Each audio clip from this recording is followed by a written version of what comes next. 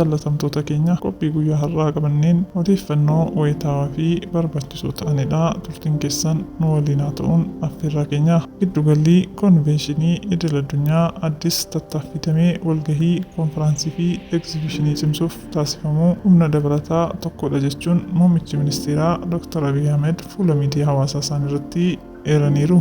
Itoophiyaan giddugala turizimii walgahii agarsiisawwan akka taatuuf hojii jabaan hojjetamaa akka jirus ifoomeera. Kanaaf immoo hojiin misoomaa kooriidarii giddugalli konvenshinii addis riizortiiwwan, paarkiiwwan, ijaarsa hoteelotaa, daandiiwwan hedduun hojjetamanii jiru. Kun immoo sharafa alaa argamsiisuun biyyaaf bu'aa olaanaa akka qabaatu beekamaadha. Hawwattummaa Finfinnees haala amma jirtuun ol ka'iinsa ishee dabalaa kan adeemudha.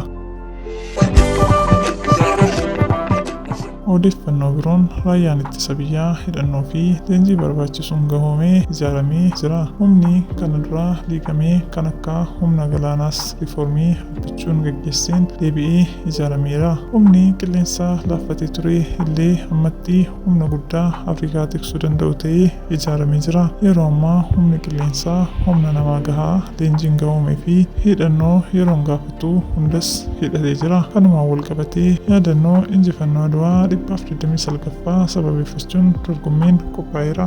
Egaa dhaggeeffattootaa fi kabajamtoota keenyaa qophii keenyaa asumarraan goolabna. Yeroo maraa laayik, sheer, sabskiraayib gochuun hin dagatinaa.